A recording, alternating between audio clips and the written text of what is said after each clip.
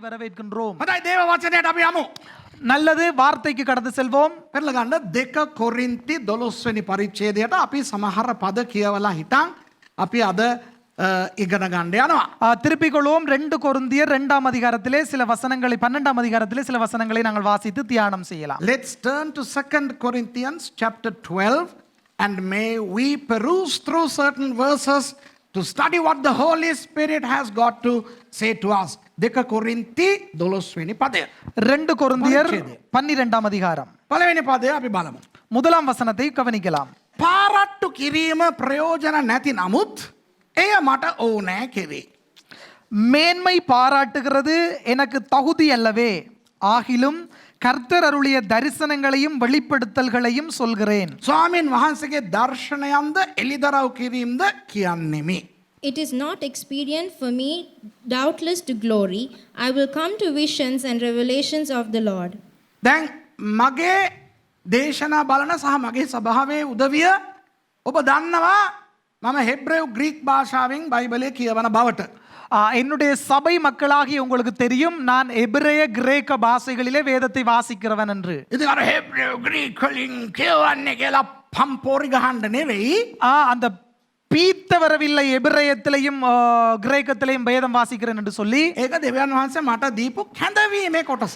அது ஆண்டவர் எனக்கு தந்த ஒரு அழைப்பின் பகுதி. So those of you who know me very well, you know that I read the Bible in Hebrew and Greek. Now this is not something to be proud of. If we can learn English, if we can read in English, then we can read in other languages also. That's not a big deal. අපිට සිංහලෙන් කියවන්න පුළුවන් නම්, எங்களுக்கு சிங்களத்திலே தமிழ்ல வாசிக்க முடியும் என்றால், අපිට ඉංග්‍රීසියෙන් කියවන්න පුළුවන්. எங்களுக்கு ஆங்கிலத்திலே வாசிக்க முடியும் என்றால், Hebrew Greek වලින් කියවන එක ලොකු කමක් නෙවෙයි. எபிரேய கிரேக்க மொழிகளிலே வாசிக்கிற இச்சர பெரிய அவ்வளவு விஷயம் அல்ல. ඒ නිසා ඒ ගැන කියලා හිතන්න එපා කවුරු හරි Greek Hebrew දන්න කට්ටිය.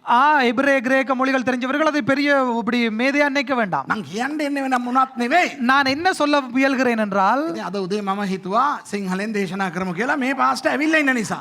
நான் வந்திருக்கிறபடினாலே போதகர் நினைத்தார் சிங்களத்திலே பிரசங்கிப்போம் என்று சொல்லி. Because Pastor Ezekiel has showed up, I thought I decided this morning to preach in Sinhala, which means I will have to read in Sinhala. ඒ කියන්නේ මම සිංහලෙන් කියවන්න ඕනේ. அப்ப பாஸ்டர் தமிழ்ல சிங்களத்துல வாசிக்க வேண்டும். ඉතින් මම සිංහලෙන් බයිබලේ ඉල්ලගෙන බලනකොට අට ග්‍රීක් එකේ තියෙන එකට වඩා වෙන එකක් නේ හලෝ මේකේ තියෙන්නේ කියලා මට හිතෙනවා. அப்ப நான் வாசிக்கும் போது அட கிரேக்ல இருக்கிறது வேற மாதிரி, இங்க இருக்கிற வேற மாதிரின்னு சொல்லி எனக்கு நினைக்க தோணுது. හාත්පසින්ම වෙනස් නෑ. முழும் அப்படியே சம்பூர்ண மாற்றம் அல்ல, ලාවට වෙනස්. கொஞ்சம் அப்படியே மாறி இருக்குது. You know, the Greek rendering over against the renderings of Tamil, Sinhala, English, it's not all that different, but then there are minute differences. And we need to stick to the Greek because it was the language in which the New Testament was written.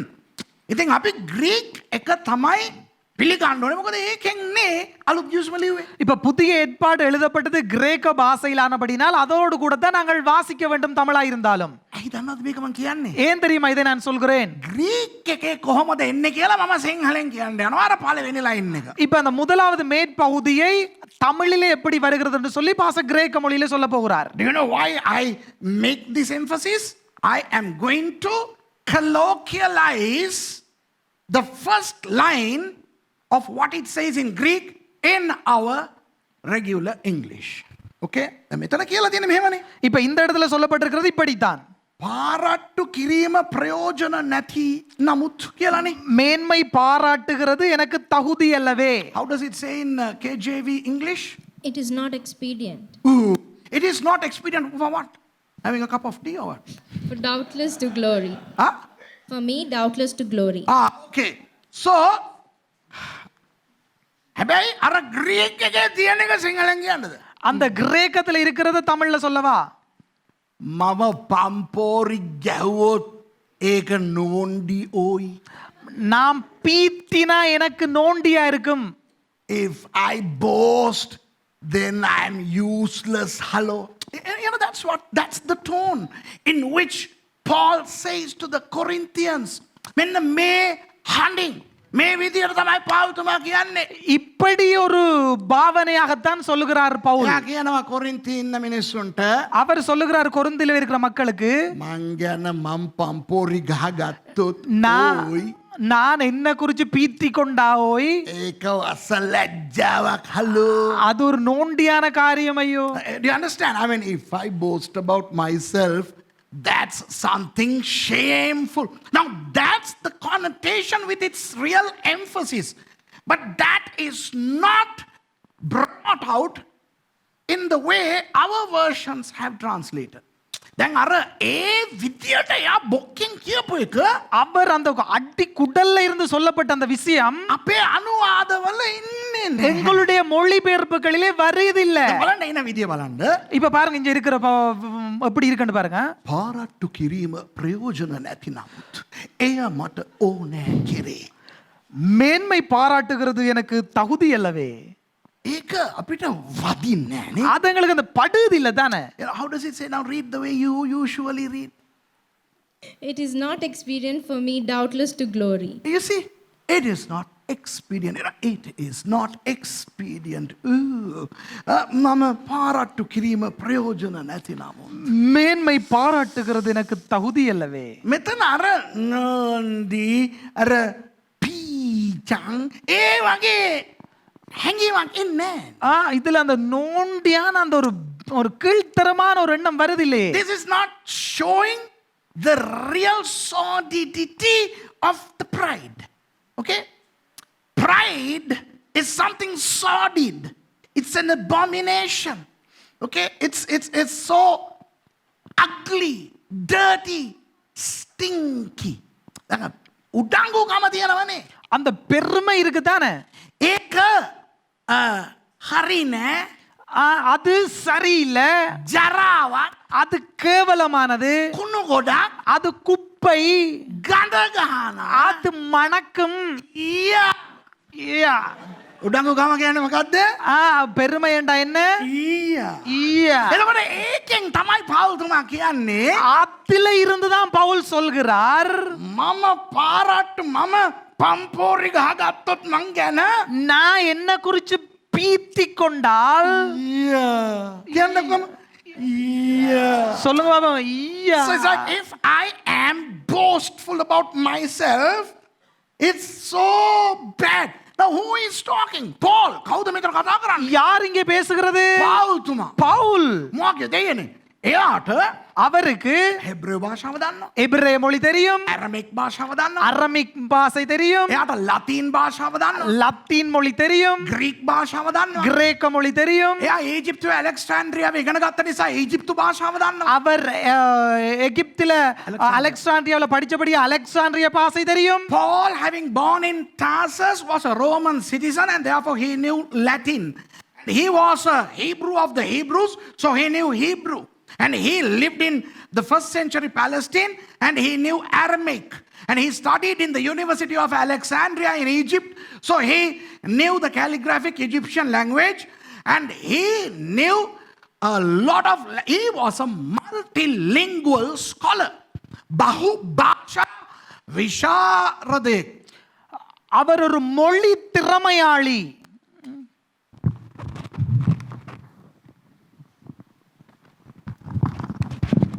அவர் ஒரு பன்மொழி பண்டிதர்.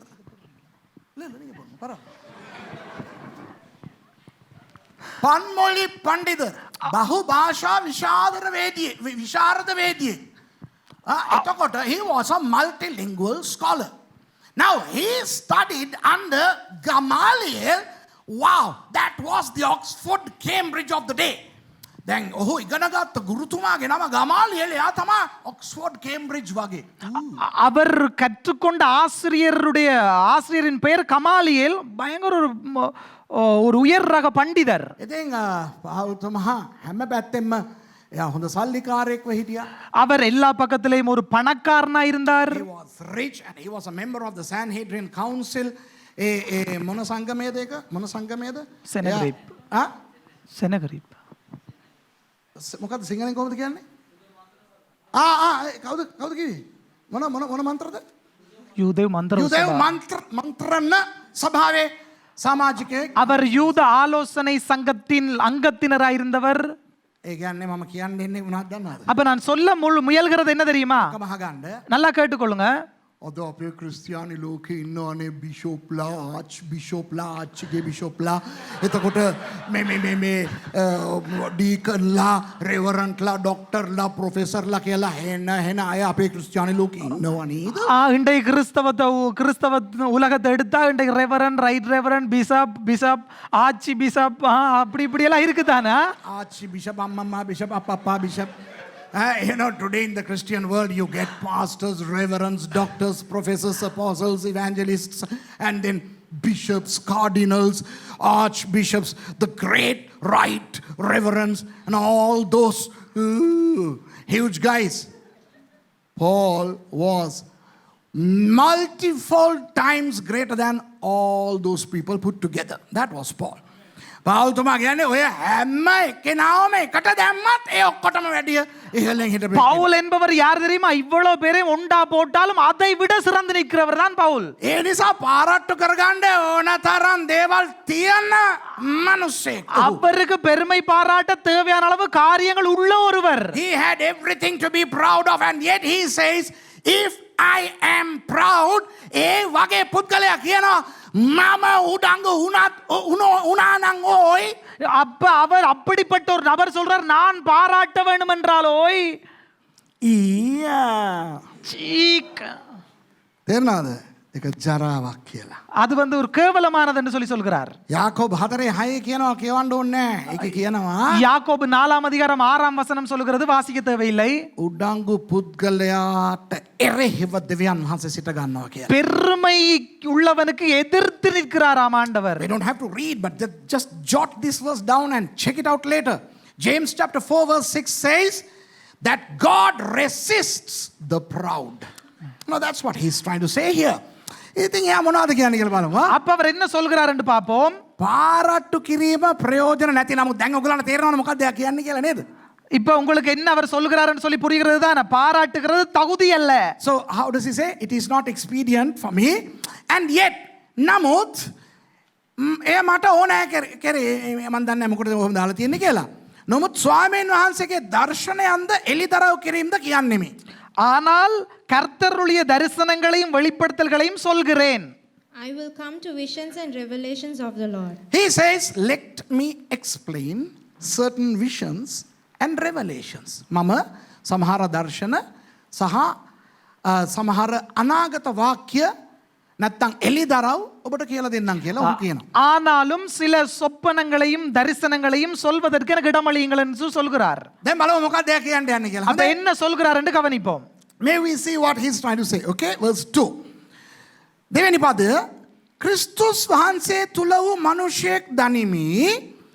ඔහු 14 අවුරුද්දකට ප්‍රථම තුන්වෙනි ස්වර්ගයට පවා ඇද ගන්නා ලද්දේය. එසේ වුණේ ශරීරයෙන් යුක්තවද ශරීරයෙන් වියුක්තවද කියා නොදනිමි. දෙවියන් වහන්සේ දන්නාසේක. 2 வசனம் கவனியுங்கள். கிறிஸ்துவுக்குள்ளான ஒரு மனுஷனை அறிவேன், அவன் 14 வருஷத்துக்கு முன்னே 3ஆம் வானம் வரைக்கும் எடுத்துக்கொள்ளப்பட்டான். அவன் சரீரத்தில் இருந்தானோ சரீரத்துக்கு புறம்பே இருந்தானோ அதை அறியேன், தேவன் அறிவார். I knew a man in Christ about 14 years ago, whether in the body I cannot tell, or whether out of the body I cannot tell, God knoweth. Such an one caught up to the third heaven. Now the King James Version rendering says new. Okay, K-N-E-W. Now that's a minute error. The real Greek says know. So it's a present tense. Okay, I know. දැන් මෙතන කියනවා இப்ப இங்கே சொல்லப்படுகிறது, පෞතුමා කියනවා பவுல் சொல்கிறார், ක්‍රිස්තුස් වහන්සේ තුල මම එක්කෙනෙක්ව දන්නවා. கிறிஸ்துவுக்குள்ளான ஒரு மனுஷனை அறிவேன். So he says, I know somebody in Christ. Now let me tell you, if he did not insert the word in Christ, we would easily assume the person to be Ezekiel. දැන් මෙතන ක්‍රිස්තුස් වහන්සේ තුල කියන කොටස විතරක් ඔහු කියලා නැත්තම් இப்ப கிறிஸ்துவுக்குள்ளான என்ற அந்த பகுதி அவர் பயன்படுத்தி இருக்காவிட்டால் අපි හිතනවා මෙයා එසේකියල් ගැනයි කතා කරන්න කියලා. இப்ப நாம் நினைப்போம் இவர் அந்த எசேக்கியேல் தீர்க்கதரிசியை குறித்து தான் பேசிக் கொண்டிருக்கிறார்னு சொல்லி. එසේකියල් තුමා පරණ කිවිසුමේ කියනවා இப்ப பழைய ஏற்பாட்டுல எசேக்கியேல் தீர்க்கதரிசி சொல்கிறார், අන්න ස්වාමීන් වහන්සේ මාව ආත්මයෙන් ඔසවා ගත්තා. இந்த கர்த்தர் என்னை ஆவிக்குள்ளாக்கினார், තුන්වෙනි අහස වෙනකම් මං ගියා. மூன்றாம் வானம் வரைக்கும் சென்றேன், ඒ ඉඳන් බොහෝ දර්ශනාදී මා දැක්කා. அங்கே அநேக தரிசனங்களை கண்டேன். The prophet Ezekiel, who was an exilic prophet living in Babylon, he says that God ascended him in his spirit to the third heaven, from whence he saw visions which he divulged in his book. එතකොට පෞල්තුමා කිව්වා නම් அப்ப பவுல் அடியாள் சொன்னார் என்றால், මං එක්කෙනෙක්ව දන්නවා. நான் ஒருவரை தெரிவேன், එයා තුන්වෙනි අහස වෙනකන් ගියා කියලා. அவர் மூன்றாம் வானம் வரைக்கும் சென்று வந்தார் என்று සංගාල අපිට මීටර් වෙන්නේ එසේකියල්. எங்களுக்கு டப்பண்டு மீட்டர் ஆகும் எசேக்கியேல் தீர்க்கதரிசி So குறித்து. if Paul said, I know somebody who ascended to the third heaven, then we will automatically assume it to be Ezekiel. දැන් එහෙම පෞල්තුමා කියනකොට அப்படி பவுல் அடியார் சொல்லும்போது සමහර අයට මොනවත් මීටර් වෙන්නේ නැහැ. சில பேருக்கு ஒன்றுமே மீட்டர் ஆகாது. මොකද සමහර අය දන්නේවත් නැහැ එසේකියල් උඩට ගියා කියලා. ஏனென்றா சில பேருக்கு தெரியவே மாட்டுது எசேக்கியேல் மேல்வானம் வரைக்கும் போய் வந்தார் என்று சொல்லி. මොකද බොහෝ අය අලුත් කිවිසුමේ විතරයිනේ ඉන්නේ. ஏனென்றா சில பேர் புதிய ஏற்பாடுல மட்டும் தான் இருக்கிறாங்க. පරණ කිවිසුම් පැත්තට නිකන් ගියත් අර ගීතාවලේ පැත්තේ රවුමක් ගහලා ආපහු එනවා. பழைய ஏற்பாட்டுக்கு சென்றாலும் அந்த சங்கீத புத்தகத்துல ஒரு ரவுண்ட் அடிச்சுட்டு அப்படியே வந்துருவார்கள். එසේකියල් පැත්තට යන්නේවත් නැහැ. எசேக்கியேல் பக்கத்துக்கு போகவே மாட்டார்கள். තේරෙන්නේ விளங்காதுதானே. You know, many people don't know. They are so oblivious to what transpired in the book of Ezekiel. Why? Because they lived it, Harry, in the New Testament. And if at all, they would just go and do a little round in the book of Psalms, and then they'll do a U-turn and come back to the New Testament. But those who love the word and who read the Old Testament would assume, aha, Paul is talking about Ezekiel. එතකොට ඒ වුණාට බොහෝ අය ඉන්නවනේ පරණ කිවිසුමත් හොඳට කියවන අය. அப்ப நிறைய பேர் பழைய ஏற்பாடும் வாசிக்கிறவர்கள் இருக்கிறார்கள் தானே. ඒ අය හිතනවා அவர்கள் நினைக்கிறார்கள், අන්න පෞල්තුමා එසේකියල් ගැන කියනවා. அந்த பவுல் எசேக்கியேலை குறித்து பேசிக் கொண்டிருக்காருன்னு. එහෙම හිතන්න හොඳ නෑ කියලා තමයි அப்படி சொல்ல நினைப்பது சரியில்லை என்பதற்காகத்தான் පෞල්තුමා ක්‍රිස්තුස් වහන්සේ තුල එක්කෙනෙක් මම දන්නවා කියලා කිව්වේ. கிறிஸ்துவுக்குள்ளான ஒரு மனுஷனை அறிவேன் என்று சொன்னார். That is why Paul wanted to insert the expression in Christ, because Christ came in the New Testament. So this guy has to be a New Testament guy, not an Old Testament guy, right? මොකද ක්‍රිස්තුස් වහන්සේ අලුත් කිවිසුමට අයිති නිසා. இப்ப கிறிஸ்துவானவர் புதிய ஏற்பாட்டுக்கு உரித்தானவரானபடியினால் ක්‍රිස්තුස් වහන්සේ තුල කියන ඒ තැනැත්තා அந்த கிறிஸ்துவுக்குள்ளான என்கிற அந்த நபர் පරණ කිවිසුමේ මිනිසෙක් වෙන්න බෑනේ. பழைய ஏற்பாட்டு நபராக முடியாது. අලුත් කිවිසුමේ මිනිසෙක් වෙන්න ඕනේ. அவர் புதிய ஏற்பாட்டு நபராக முடியும். දැන් මෙයා කියනවා මෙතන இவர் அப்ப சொல்லுகிறார் இங்கே, මම අවුරුදු 14කට කලින් වෙච්ච කතාවක් කියන්නේ කියලා. எனக்கு 14 வருஷத்துக்கு முன்ன நிகழ்ந்த ஒரு சம்பவத்தை சொல்கிறேன். In this verse he is saying this is a story that happened 14 years ago. So this 2 Corinthians was written in AD 57. දැන් මේ දෙවෙනි කොරින්ති පොත ලිව්වේ இந்த 2ஆம் கொரிந்தியர் புஸ்தகம் எழுதப்பட்டது ක්‍රිස්තු වර්ෂ 57. கிறிஸ்துவுக்கு பின் 57ஆம் ஆண்டு. එතනින් අවුරුදු 14කට කලින් අපි ගියා කියන්නේ அந்த இடத்துல இருந்து 14 வருஷங்கள் முன்னோக்கி சென்றோமானால் අපිට බයිබලේවත් ලෝක ඉතිහාසෙවත් යෙරුසලම් ඉස්රායල් ඉතිහාසෙවත් අපිට පැහැදිලිවම කියලා නැහැ ඒ වගේ තුන්වෙනි අහස වෙනකන් ගිය හාදෙක් ඉන්නවද කියලා. அப்ப எங்களுக்கு பைபிளினுடைய வரலாறுலயோ எருசலேமின் வரலாறுலயோ இஸ்ரவேல் வரலாறுலயோ சொல்லப்பட்டில்லை 3ஆம் வானம் வரைக்கும் சென்ற அந்த கதையை குறித்து. So if we go 14 years back from AD 57, we know that either through the Bible or the history of Israel or through Flavius Josephus or through other means that there was somebody who ascended to the third heaven. So all the biblical scholars, and I say this with responsibility, all the good Bible scholars have come to a conclusion that Paul was referring to himself. ඒ නිසා මම වගකීමෙන් එක දෙයක් කියන්නම් ඔයගොල්ලෝ check කරලා බලා ගන්න. ஆகவே பொறுப்புணர்வோடு கூட ஒன்றை சொல்லுகிறேன், நீங்கள் பரிசோதித்து பார்த்துக் கொள்ளுங்கள்.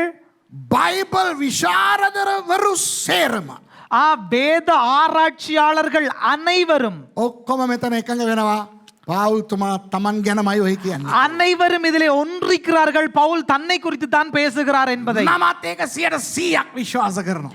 நானும் அதை 100% நம்புகிறேன். I believe it 100%. දැන් මං කියන්නේ බයිබල් විශාරදවරුවා. இப்ப நான் சொல்லுகிறது வேத ஆராய்ச்சியாளர்களை குறித்தா. ඈනේ පාස්ටර් අර ඉන්නවා පාස්ටර් කෙනෙක් එයා කිව්වා එහෙම නෙවෙයි කියලා. அப்படி இல்ல பாஸ்டர், அங்க ஒரு பாஸ்டர் இருக்கார், அவர் சொல்றார் வேற மாதிரியே. අනේ මේ ඒ වගේ කතන්දර මට කියන්න දෙන්න. அப்படியான கதைகளை சொல்ல வேண்டாம் please. Now don't tell me that there is a pastor who disagrees with that. Okay, now don't bring these crocodile pastors. I'm talking about biblical scholars. මම කැරපොත්තු ගැන නෙවෙයි කතා කරන්නේ. நான் கரப்பொத்தானை குறித்து அல்ல பேசுவது. මං කතා කරන්නේ ඔන්න I mean for those of you who are scholarly, who know some stuff pertaining to Bible scholars, I'm talking about Wayne Grudem, C.H. Dodd, and like New Testament theologians like even Rudolf Bultmann, my goodness, even that guy, and Matthew Henry, and all the commentaries, Tyndale commentary and whatnot. You know, go to all these commentaries. All proper scholars agree that this was Paul. ඉතින් මම අර සමහර නම් ටිකක් කිව්වනේ. அதை நான் சில பெயர்கள் சொன்னேன் தானே இப்ப. ඒ වැනි අය. அப்படிப்பட்டவர்கள் කියන්නේ ලෝක මට්ටමේ විශාරදවරු. உலக மட்டத்திலே சிரேஷ்ட இடத்திலே இருக்கிறவர்கள். ඒගොල්ලෝ ග්‍රීක් කාලා බීලා ඒවා දිරවලා ඉවරයි. அவர்கள் கிரேக்க சாப்பிட்டு அது செமிச்சு முடிஞ்சது. The scholars that I talk about, these guys have, you know, put the Greek language in a grinder. They have grounded it and they have stomached it, and they are real scholars, okay? So don't come and tell me that pastor from that junction disagrees with you. இதர මට කියන්න එපා අර හන්දියේ pastor කෙනෙක් ඉන්නේ. அப்ப நீங்க எனக்கு வந்து சொல்ல வேண்டாம், அந்த சந்தில ஒரு பாஸ்டர் இருக்கிறார் தானே. බලවත්. அந்த வல்லமையான අර අත දික් කරනකොට වැටින්නේ. அந்த கையை நீட்டும் போது அந்த விழுற ඒ ඩයල් එකක් කියනවා මේක වැරදි කියලා නේ. அந்த டயல் சொல்லுது இது பிழை என்று சொல்லி அப்படி சொல்ல வேண்டாம் நீங்க. මම කියන්න ඕනේ. இப்ப நான் சொல்ல வேண்டும், පාවුල්තුමා තමා ගැනයි ඔය කියන්නේ. பவுல் அடியார் தன்னை குறித்து தான் பேசுகிறார். So I want to clarify this without a shadow of doubt that Paul was speaking about himself. And it is not a new phenomenon in the Bible for the first person to talk about himself or herself in the third person. Okay? ඔය මම කියන චරිතය, அந்த நான் என்கிற கதாபாத்திரம் මම ගැන ඔහු කියලා අමතන ඒ තුන්වෙනි පාර්ශවයේ ඇමතීම් ක්‍රමය බයිබලයට අලුත් නෙවෙයි. தன்னை மூன்றாம் நபரை போல அவன் என்று அழைத்து பேசுவது வேதத்துக்கு புதிதான ஒரு உள்ளடக்கம் அல்ல. තේරෙනවද මං කියන එක? விளங்குதா நான் சொல்றது? ඒ නිසා පාවුල්තුමා තමා ගැන කියන්නේ. ஆகவே பவுலடியார் தன்னை குறித்து தான் இங்கே பேசுகிறார். ඉතින් එයා කියනවා அவர் சொல்கிறார், ක්‍රිස්තුස් වහන්සේ තුල මම එක්කෙනෙක්ව දන්නවා හලෝ. கிறிஸ்துவுக்குள்ளான ஒரு மனுஷனை அறிவேன். Now this Paul says I know somebody in Christ, meaning himself. Okay? මං ගැනමයි එයා ගැනමයි එයා කියන්නේ. அவரை குறித்து தான் அவர் சொல்கிறாரா? එයා අවුරුදු 14කට කලින් அவர் 14 வருஷங்களுக்கு முன்னதாக තුන්වෙනි අහසට ගිහිල්ලා ආවා. மூன்றாம் வானம் வரைக்கும் போயிட்டு வந்திருக்கிறார். 14 years ago he ascended to the third heaven. මේ තුන්වෙනි අහස කියන්නේ මොකද්ද? அந்த மூன்றாம் வானம் என்பது என்ன? දැන් යුදෙව්වන්ට තියනවා ඒගොල්ලන්ගේ මූල ධර්මයේ ස්වර්ග නැත්නම් අහස 7ක් තියෙනවා. யூதர்களுடைய முறைமையின்படி அவர்களுடைய கலாச்சாரத்துக்கு இணங்க அவர்களுக்கு இருக்கிறது 7 வானங்கள். Now according to the Jewish rabbinic tradition, for those of you who know Jewish tradition, Haggadah, okay? In Haggadah, in that Jewish tradition, there are 7 heavens, okay? දැන් ඇත්තටම ස්වර්ග 7ක් තියෙනවද කියලා මගෙන් අහන්න එපා. දන්නේ නැහැ. அப்ப உண்மையாகவே 7 வானங்கள் இருக்கிறதா என்று என்னை கேட்க வேண்டாம், தெரியாது. Don't ask me whether there are 7 heavens. I don't know. You should know. ඔයා දැනගෙන ඉන්න බෑ. நீங்க தெரிஞ்சிருக்க வேண்டாமா? ඇත්තටම දන්නේ නැහැ. உண்மையாவே தெரியாது. අහසක් නම් මේ අපේ ඔළුවට උඩින් තියෙන බව දන්නවා. வானம் இருக்குன்னு தெரியும் உங்களுக்கு மேல. එකක්ද දෙකක්ද තුනක්ද හතක්ද 14ක්ද දන්නේ නැහැ. உண்டா 2 3 14 தெரியாது. All I know is there is a sky above our heads, and I don't know whether there are 2 skies, 3 heavens or 7. I don't know. And I am not interested in knowing either. මට දැනගන්න කිසිම රුදාවකුත් නෑ. எனக்கு அது தெரிஞ்சு கொள்ள வேண்டிய அவசியமும் இல்லை. මැරුණාම ඔයන් ඒකට යනවනේ. செத்தோன்னே ஏதோ ஒன்றுக்கு நாங்கள் போகத்தானே வேணும் නේද? இல்லையா? හවුද නැද්ද? ஓமா இல்லையா? Once we die, we are going to end up in one of those heavens, right? So whether there are 7 or 3, I mean that's completely irrelevant to me. இது 7ක් තියනවද 3ක් තියනවද ඒක මට අදාළ නෑ. 7 இருக்கா 3 இருக்கா எங்களுக்கு தேவையில்லை. පාරාදීසිය කොහෙද තියෙන්නේ? பரதேசி எங்க இருக்குது දන්නේ. தெரியாது. Where is paradise? I don't know. අර එක දවසක් මම දේශනා කරා ஒரு நாள் நான் பிரசங்கித்தேன் පාතාලේ පොළව යට තියෙන්න බෑ කියලා. அந்த பாதாளம் வந்து பூமிக்கடியில் இருக்க முடியாதுன்னு One சொல்லி. day I preached somewhere that I don't believe that Hades is under the earth. You know? Now, that's what I believe. එහෙම මම හිතනවා. அப்படி நான் நினைக்கிறேன். பாப்பம் கீழே இருக்கா இல்லையாண்டு. මොකද මේ පැත්තෙන් හාර ගියා නම් இப்ப இந்த இடத்துல இருந்து தோண்டி தோண்டி கொண்டு போனால் අපිට දැක එකක් තියෙනවා. ඒ නිසා අපි හොඳ අපි we are haranologists now. இப்ப අපිට දැන් හාරන්න දන්නවා හොඳට. இப்ப எங்களுக்கு பேக்ரவுண்ட் இருக்கிறபடியால் நல்லா தோண்ட தெரியும். தோண்டி கொண்டு போனால் හාරගෙන යනකොට පස්සේ වතුර එනවා, ගල් එනවා, තවත් ගැඹුරට ගියොත් තෙල් එනවා, මල් එනවා, පොල් එනවා, ඒවා එනවා. ඕම හාරගෙන ගියා නම් ඇමරිකාවේ. தோண்டி தோண்டி கொண்டு போனா மண் வரும், மண்ணுக்கு கீழே தண்ணி வரும், தண்ணி கீழே கல் வரும், பூ வரும், இப்படியே போனா கடைசியா அமெரிக்கா வந்து நிக்கும். මොකද ඇමරිකාව තියෙන්නේ අනිත් පැත්තේනේ. ஏன்னா அமெரிக்கா இருக்கிறது மற்ற பக்கம் தானே. හාරගෙන ගියා නම් ඩැනියල්ගේ ගේ අස්සෙන් මත වෙන්න පුළුවන් අපිට. தோண்டி தோண்டி கொண்டு போனா டேனியல்ட வீட்லயும் போய் நாங்க வழிக்கிடலாம். So I am not a geologist, but my limited, very minutely limited geological knowledge suggests that if we dig and dig, you know, we'll have soil, then rocks, water, sometimes fire, and then you come on the other side in Gallup, New Mexico, Daniel's house, you know. You don't have to fly. You can just dig and go and resurface in America because the world is a globe. But then there are flat earthers also. If you are a flat earther, I zipped it up. I'm not in for that. එතකොට ඉන්දියාවේ තියනවා அப்ப இந்தியாவிலே சொல்கிறார்கள் අර මේ වල් ගලවන කලයි පුඩුங்கிறதுக்கு என்ன சொல்றது සිංහලத்துல අර අපි මේ උදුළු ගහන නේද උදුළු ගහන සේවය කියලා එකක් තියෙනවා. அதாவது களை அகற்றும் பணி என்று ஒன்று உண்டாம். In India there is a ministry called weeding ministry.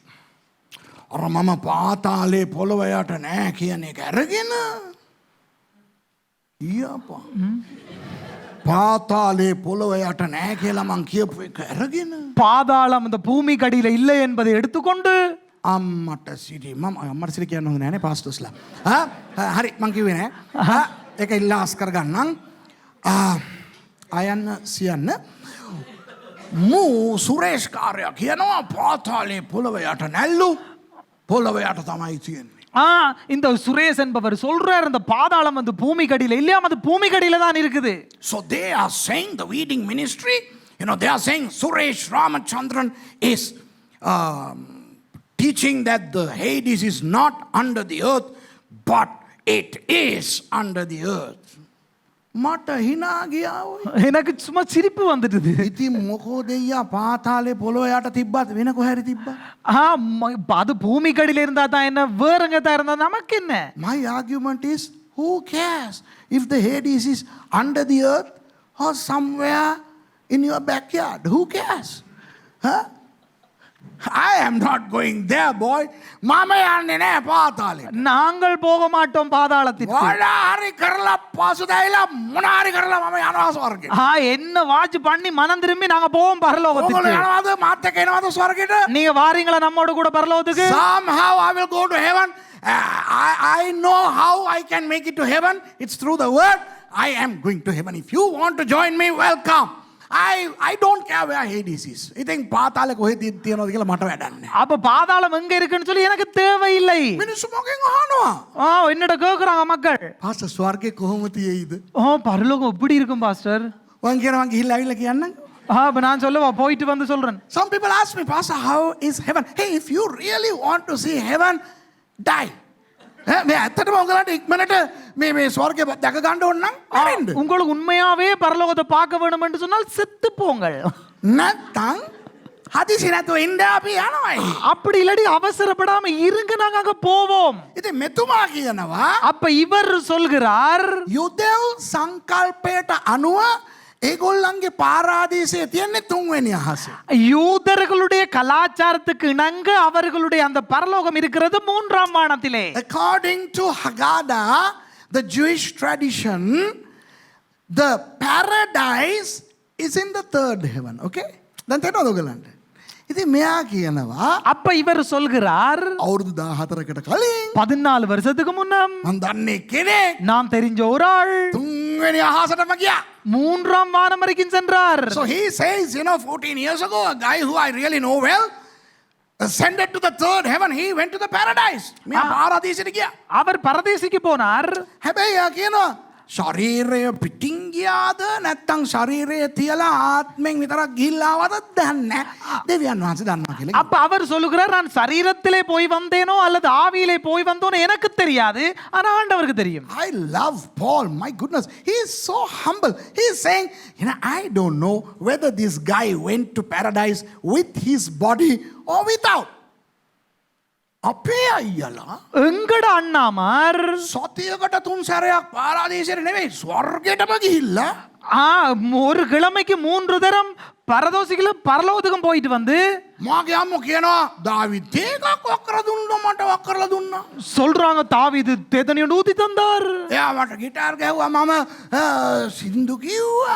அவர் எனக்கு கிட்டார் அடிச்சார், நான் பாட்டு படிச்சேன். පොඩි ළමයි වතුරේ සෙල්ලම් කර කර ඉන්නවා. சின்ன பிள்ளைகள் தண்ணியில விளையாடி கொண்டிருக்குது. එතනින් යේසුස් වහන්සේ ආවා. அதுல இயேசு கிறிஸ்து வந்தார். එයාත් වතුර ටිකක් අරගෙන පොඩි ළමයින්ගේ මූණට ඉස්සා. அவர் கொஞ்சம் தண்ணி எடுத்து விட்டு சின்ன பிள்ளையோட மூஞ்சில வீசினார். ස්වර්ගය කියන්නේ නෝමල් නෝයි. பரலோகம் என்பது நோமலோய். ස්වර්ගේ නෝමල් නම් යන්නේ අම්මෝ. பரலோகம் நோமலா இருந்தா நான் போக மாட்டேன். ஐயோ அது வேண்டாம். තේනවද මාගේ දෙයනේ today many people they go to heaven 3 times a week and they have a cup of tea made by King David himself, and then after serving the tea or the coffee, David plays the harp and they sing beautiful songs and children play in the playground in heaven. My goodness, the great apostle Paul says, මහා විශාල අපෝස්තලවරයා වන පෞල්තුමා කියනවා மகா சிறந்த சிரேஷ்ட அந்த அப்போஸ்தலன் சொல்லுகிறார். මම ගියා කියලාවත් එයා කියන්නේ இப்ப நான் சொல்வதை கூட அவர் சொல்றார். නෑ நான் சென்று வந்தேன் என்று கூட அவர் சொல்லவில்லை. He doesn't even say I went. He says I know somebody who went. අර මන් දන්නේ පොරක් ගිහින් ආවා කියලා කියලා. அவர் சொல்றார், அறிந்த ஒரு மனுஷன் போய் வந்தார் என்று சொல்கிறார். මිනිහා ආත්මෙන් ගියාද ශරීරයත් එක්ක ගියාද කියලා නම් මගෙන් අහන්න එපා කියලා කියනවා. அவர் வந்து சரீரத்தோட போனார் ஆவியில போனாரான்னு கூட என்னட்ட கேட்க வேணாம்னு சொல்லி சொல்றார். And he is saying, hey, this guy, I don't know whether he went in his spirit or with his body or without his body. Amazing guy, no? I mean, I love Paul. ඉතින් එයා කියනවා அப்ப அவர் சொல்கிறார், අවුරුදු 14කට කලින් මේක වුණා කියලා. அது 14 வருஷங்களுக்கு முன்னம் நிகழ்ந்தது என்று சொல்லி. And he says it happened 14 years ago. Now what does that tell you? ඒ කියන්නේ මොනවාද? அப்படி என்பது என்ன? අවුරුදු 14ක් තිස්සේ මේ ගැන මම කාටවත් කිව්වේ නැහැ කියන එකයි කියන්නේ. 14 வருஷத்துக்கு முன்னம் போய் வந்தேன் என்பதை யாரிடத்திலும் நான் சொல்லவில்லை என்பதை தான் இங்கே குறிப்பிடுகிறார். 14 வருடங்களாக இதை அவர் யாருக்கும் சொல்லவில்லை. අවුරුදු 14ක් තිස්සේ මෙයා කාටවත් ඔක කිව්වේ නැහැ. For 14 years he did not say this to anybody. 14 years la, come on. 14 years, that's 4 years. අවුරුදු 14ක් ඕක ගැන කිව්වේ නැහැ. 14 வருஷமா இத குறித்து அவர் சொல்லவில்லை. අපේ උන් ගිහින් එනින් ගමන් කියාගෙන එයි. எங்கடாக்கள் போய் வரும்போதே சொல்லிக்கொண்டே வருவார்கள். එනින් ගමන් මගක ඉඳන් සෙල්ෆියක් ගාලා Facebook එකේ I am on my way back from heaven කියලා ගහයි Facebook. இடையில வரும்போது ஒரு செல்ஃபி ஒன்று அடிச்சு இது இந்த அதிண்ட பேக்ரவுண்ட்னு சொல்லி போடுவார்கள். Our fellows, even before landing on earth, they would put a selfie on Facebook and say, I'm on my way back from paradise. More details once I am landed. මා පැමිණියායෙන් පසුව වැඩිදුර විස්තර සපයනු ලැබේ. நான் இறங்கி முடிஞ்ச பின்பு மிகுதியான விஸ்தரங்கள் போடப்படும். අම්මා ගහයි හෙන්න ලොකු පොතක් ගහයි. இவ்வளவு பெரிய புத்தகம் ஒன்று அடிச்சு They விடுவார்கள். will print a huge book. Suresh in paradise. Paradise Suresh. Suresh. பரதேசியிலே Suresh Suresh Suresh அந்த ஈலே எடுத்துட்டா பரதேசி சுரேஷ். அந்த ரேஸ் ඒක දෙමළෙන් එනවා. අයියෝ අවුරුදු මේ අපේ කට්ටිය මේ මට මෙතන වේදනාවක් තිබ්බා. எனக்கு இந்த இடத்துல ஒரு வலி இருந்துச்சு, ඒක මට සුව වුණා. அது எனக்கு இப்ப சுகமாயிட்டுது. මේ දවස්වල සාක්ෂි කියන්න දෙන්නේ නෑනේ. இப்ப இந்த நாட்கள்ல சாட்சி சொல்ற வர்றாங்க இல்ல, ඒ නිසා අස්පෙට්.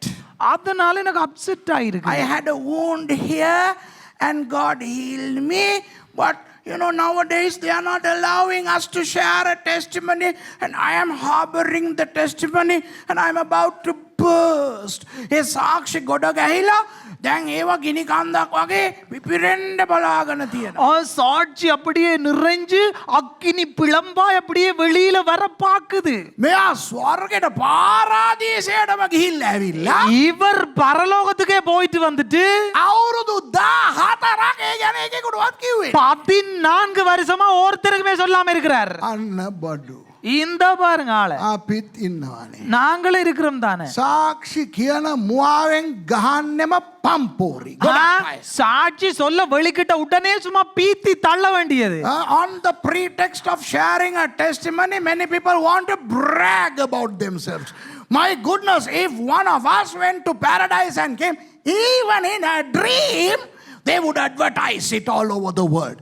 අපේ අයියලා හීනෙන් පාරාදීසයක් වගේ දැනකට ගිහින් ආවා. நம்மட ஆக்கள் அத கனவுல பரலோகம் மாதிரி கண்டுட்டாலே මාගේ අම්මා ඒක ප්‍රකාශ කරයි මුළු ලෝකෙට. ඒකම පාස්ටර් කෙනෙකුට වුණා නම් ආය මාස 6කට එයාගේ දේශනාව ඕක. அது ஒரு பாஸ்டர் அந்த கனவை கண்டுட்டா 6 மாதங்களுக்கு அந்த பட்டி ஓடும். அது අද බොහෝ අයගේ දේශනාව කොහොමද? මම ඇමරිකාවේ සිටියේදී, நான் அமெரிக்காவில் இருக்கும்போது, ඊට පස්සේ මම ජර්මනියේ සිටියේදී, நான் ஜெர்மன்ல இருக்கும்போது, ඒ වගේ මම පාරාදීසයේ ගියන්නේ එතනදී நான் பரதேசிக்கு போனதான அப்ப அங்க இருக்கும்போது එන ලොකු පොතක් ගහලා பெரிய ஒரு புத்தகத்தை அடிச்சு යේසුස් වහන්සේ මාව අල්ලගෙන ගිහිල්ලා என்ன ஏசு அப்படியே பிடிச்சு கொண்டு போனார். අර මෝසෙස්ව පෙන්නුවා, அந்த மோசையை காட்டினார், එසේකියල්ව පෙන්නුවා. எசேக்கியேல காட்டினார். ඩැනිකෝ මායි වයි බලන් හිටියා දැක්කද?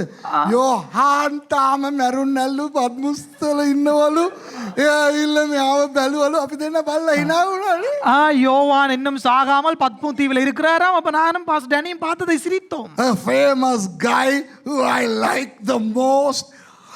He says, Pastor Danny and I were watching. You know, this guy is saying, John the Apostle never died. He came and visited him and he said, look God, I am still alive. I am the captain of many of us who are still alive. And we live in Patmos. හැබැයි ඒකේ මිනිහා මාර ගේමකුත් දෙනවා. ஆனா அதுக்குள்ள அவர் மாற game ஒன்று கொடுக்குறாரு. හැම කෙනාම ගියා නම් ඒ ගුහාවට එයාව බලන්න බැරිලු. எல்லாரையும் கூட்டி கொண்டு போய் அந்த குகையில உள்ள அவரை பார்க்க முடியாதா? මොකද අපි ඉල්ලාවොත් එහෙම දැන් මං වගේ පොරක් යනවනේ. இப்ப நம்மள மாதிரி ஆக்கள் அங்க போவாங்க தானே. நம்மள மாதிரி இல்ல, நான் மாதிரி. பாஸ்டர் மாதிரி ஆக்கள் போவாங்க தானே. I have a habit of going to these places. Imagine me going to Patmos and in that cave, John, I know you are alive. Come please. මම කිව්වා නම් කොහොමද පත්මොස් ගිහලා යෝහාන් ඉන්න කියලා මම දන්නවා අරයා කිව්වා එන්නකෝ.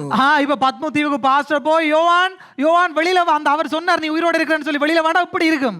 ඕගොල්ලෝ හිතනවා නම් මං සරදම් කරනවා කියලා. இப்ப நான் வந்து ஒரு ஜோக் அடிக்கிறேன்னு சொல்லி கண்டிக்கிறேன். கேலி செய்கிறேன். நான் கேலி செய்கிறேன் என்று நீங்க நினைத்தால் මම ඕගලන්ට කියන්න කැමතියි. நான் உங்களுக்கு சொல்ல விரும்புகிறேன். ඔව් මම සරදම් කරන්නේ.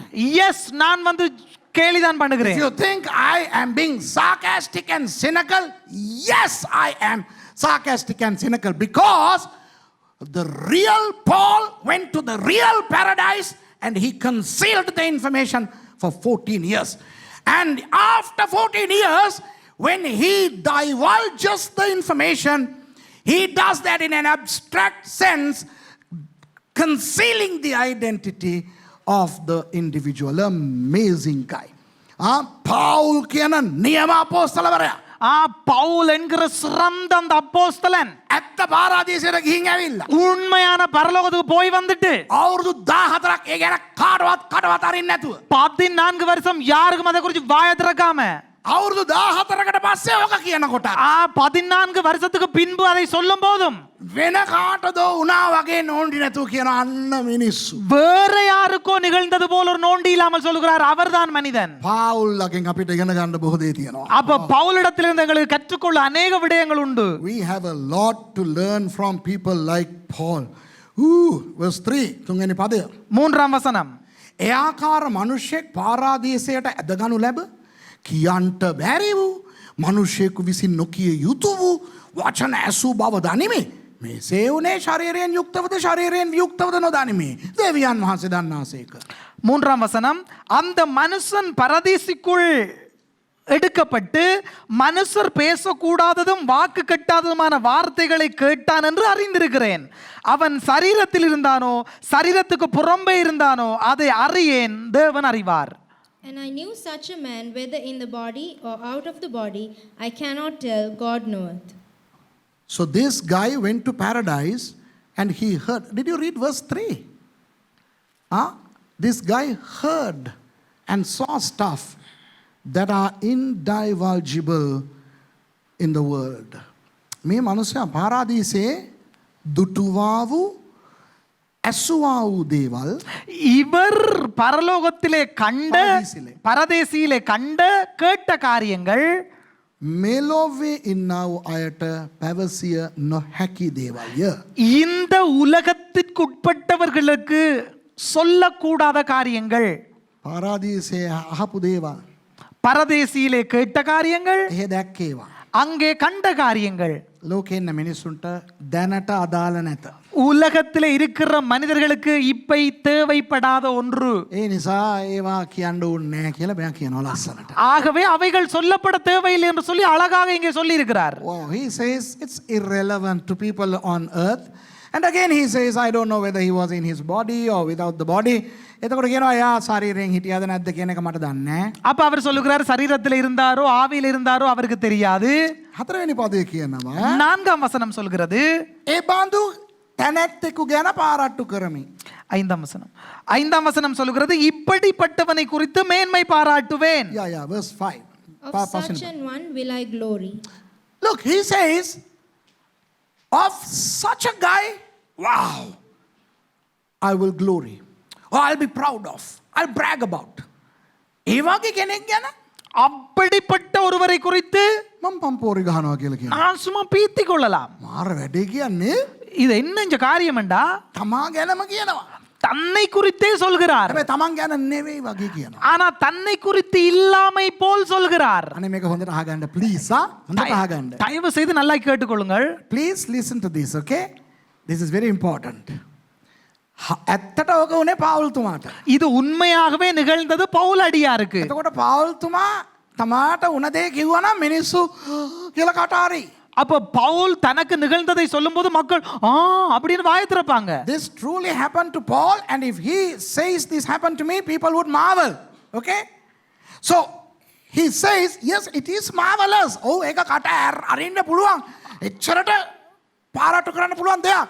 அப்ப பவுல் சொல்லுகிறார், ஓ இது பெருமை பாராட்டக்கூடியதுதான் அப்படின்னு சொல்லி சொல்றார். එනිසා ඒ සිද්ධිය ගැන පාරාට්ටු කරන්න මිනිස්සුන්ව උනන්දු කරනවා. அப்ப இப்படிப்பட்ட காரியங்களை குறித்து பெருமை பாராட்ட மக்களை உணர்த்துகிறார். So he is saying that you can glory over the thing that transpired. Okay? The event is appreciable. ඒ සිදුවීම පාරාට්ටු කළ හැකි පාරාට්ටු කළ යුතු සිදුවීම. இந்த சம்பவமானது பெருமை படக்கூடிய ஒரு நிகழ்வுதான். හැබැයි ඒ පාරාට්ටුව මට එන්න හොඳ නැහැ කියන එක තමයි එයා කියන්නේ. ஆனால் அந்த பெருமை பாராட்டுதல் எனக்கு வரக்கூடாது என்பதுதான் அவருக்குரிய காரியம். ඔබ යාඥා කරලා යකෙක් දුරු වුණා නම් இப்ப நாம் ஜெபித்து பிசாசு ஓடினால் ඒ සිදුවීම පාරාට්ටු කළ යුතු සිදුවීම. அந்த சம்பவமானது பெருமை பாராட்டக்கூடிய ஒரு சம்பவம் தான். අපි තුලින් දෙවියන් වහන්සේ කරන හාස්කම් ප්‍රාතිහාර අනාගත වාක්‍ය දර්ශන ස්වප්න සේවය ඒ සියල්ල පාරාට්ටු කළ යුතු දේවල්ය. எங்கள் ஊடாக தேவன் நிகழ்த்துகிற சுகப்படுத்துதல், பிசாசு திரட்டுதல், ஊழியம் போன்ற அனைத்து காரியங்களும் பாராட்டப்படத்தக்க விடயம்தான். So what God performs through us by way of miracles, signs, wonders, prophecies, visions, dreams, what not, are all appreciable, glorifiable. But the appreciation or the glory should not come to that particular individual who was used by God. නමුත් ඒ පාරට්ටුව ஆனால் அந்த பெருமை பாராட்டுதல் එයට සම්බන්ධය මනුෂ්‍යයාට එන්න හොඳ නැහැ. அந்த குறிக்கப்பட்ட மனிதனுக்கு வருவது தேவையற்ற விடயம். ඒ නිසා ඒ හාස්කම වුණා කියලා සාක්ෂි කියනවා. அதாவது அற்புதம் நடந்தது என்று சாட்சி சொல்கிறார். මන් තුලින් වුණා කියන එක කියන්නේ නැහැ. என்னூடாக நடந்தது என்பதை சொல்கிறார் இல்ல. So he is glorifying over what happened, but he is concealing the fact that the person involved was me. Isn't that great humility? මේක නිහතමානීකමක් නෙවෙයිද? இது ஒரு நெறியான ஒரு காரியம். தாழ்மையா அல்ல இல்லவா? මේ නිහතමානීත්වය කිතුණු අපිට තිබිය යුතුම දෙයක්. இந்த தாழ்மை கிறிஸ்தவர்களாகிய நமக்கு இருக்க வேண்டிய ஒன்று. Okay, now this humility is to be in us. දැන් පෞල්තුමා කියලා දෙනවා இப்ப பவுலடியார் சொல்லி இருக்கிறார், මට ඒ නිහතමානීකම තියනවා. எனக்கு அந்த தாழ்மை இருக்கிறது, නිකන් ආවේ නෑ. அது சும்மாய் வரவில்லை, ඒකට ටැකිනික් එකක් තියනවා කියලා කිව්වා. அதுக்கு ஒரு டெக்னிக் கொண்டு இருக்குன்னு சொல்லி சொன்னார். Paul says, now I am humble. You cannot easily be humble, but there is a technique which allows me to be humble. දැන් මම ඔබගෙන් අහන්න කැමතියි. இப்ப நான் உங்களிடத்திலும் கேட்க விரும்புகிறேன். Now I want to ask all of you here and all of you who are watching online. How many of you all want to, two things, okay? Want to, number one, learn that technique, and number two, let that technique happen in your lives. මම අහන්න යනවා ප්‍රශ්න දෙකක්. இப்ப நான் 2 கேள்விகளை கேட்க போகிறேன். අත උස්සන්න ඕනේ. එහෙත් උස්සන්න මට පේන්නේ නැති වුණාට කමන්න උස්සන්න දිව්‍යන් වහන්සේට පේන්න ඕනේ. அதாவது நீங்கள் இங்கேயும் கையை தூக்க வேண்டும், அங்கேயும் கையை தூக்குங்கள், நான் பார்க்காட்டியும் ஆண்டவர் பார்க்கட்டும். ඩ්‍රයිව් කරගෙන අහගෙන ඉන්නවා නම් අත උස්සන්න එපා හැප්පෙයි. ட்ரை பண்ணி கொண்டு ஓடுவீங்கன்னா கையை தூக்க வேண்டும், සමහර අය ஆக்சிடென்ட் ஆயிடும். එළවගෙනනේ අහගෙන යන්නේ කොහමද අත ඉස්සුවනම් ආය පාරාදීසියට ඇත්තටම යයි. சில பேர் இப்படி டிரைவ் பண்ணி கொண்டிருக்கும் போது கையை தூக்கினா அப்ப இந்த நேரடியா பரலோகத்துக்கு போக வேண்டிய ஆகிவிடும். ඔබ කී දෙනෙකුටද ඕනේ මේ දේවල් දෙක සිදු වෙන්න? உங்கள் எத்தனை பேருக்கு இந்த 2 சம்பவங்கள் நடக்க வேண்டும் என்று விரும்புகிறீர்கள்? එකක් ඒ ටෙක්නික් එක දැනගන්න ඕනේ. ஒன்று, அந்த டெக்னிக்கை நீங்க தெரிந்து கொள்ள வேண்டும். දෙක ඒක ඔබ තුලටත් ක්‍රියාත්මක වෙන්න ඕනේ. இரண்டாவது, அது உங்களுக்குள்ளேயும் நிகழ வேண்டும். අත උස්සන්න. கையை தூக்குங்க. එහෙනම් අද ඒ ආශිර්වාදය ඔයගොල්ලෝ ලබා ගන්නවා කියලා විශ්වාස කරනවද? இன்றைக்கு நீங்கள் அதை பெற்றுக்கொள்வீங்கன்னு நம்ப முடியுமா உங்களால? தம்பி நான் சொல்றது அப்படியே சொல்லு. அந்த ஆசீர்வாதத்தை பெற்றுக்கொள்ள விருப்பமா? So do you want to receive that blessing? Note the word blessing.